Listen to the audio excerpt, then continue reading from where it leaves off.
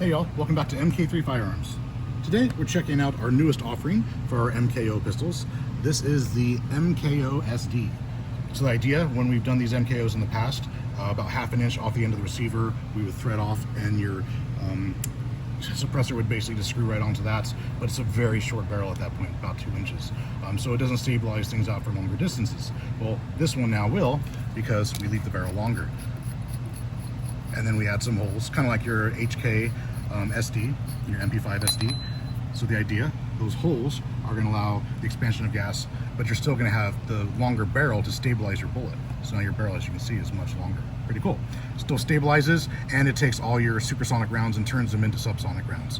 When we cut the barrel right off the end, it's going to make everything subsonic. But here, if this barrel was left this length, and we didn't bleed off that extra gas, your supersonic loads would still say supers, and you'd have to buy subsonic ammo. So the cool thing about this gun is it converts your off-the-shelf 22 supers, anything, into subsonic ammo. So basically, you just get the cheapest box you can find of 22, and they're all going to be subsonic, but still stabilized out to distance. So just SD technology, that's kind of how that works.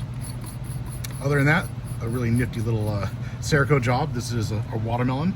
So the gentleman is from New York City, and he wants to have a watermelon gun for his son.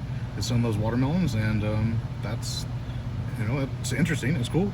I didn't really know how we were going to go about making a watermelon gun, but this is the end result. So, a little creativity and brainstorming, going back and forth, trying to think of what's going to happen with this, but it worked out.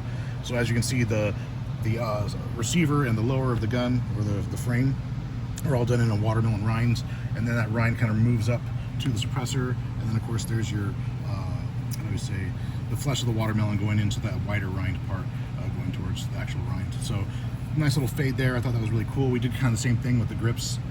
So the grips are the watermelon flesh, of course, but has kind of this rindy green hueish around the outside as it bleeds into the grips. Kind of fades in. Of course, your seeds, which there's not a lot of watermelons with seeds anymore, but in the good old days, us older guys and gals had to spit out all the the watermelon seeds. And yeah, anyways, it's pretty cool. I think it turned out really cool. It's got a lot of texturing in the lighter green, because you've got texturing on the darker green. So it looks kind of like a real watermelon rind.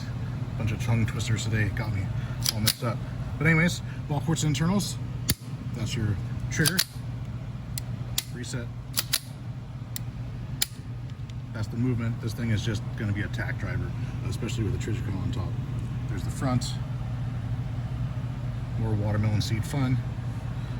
There's the charging handle for contrast. Yeah, it turned out cool. I thought it was kind of like a weird idea at first. I was like, how's this going to turn out? But it actually came out, and I think he's going to love it. Anyways, y'all, if you have any questions, comments, or concerns, leave them. As you know, we will answer accordingly. Until next time.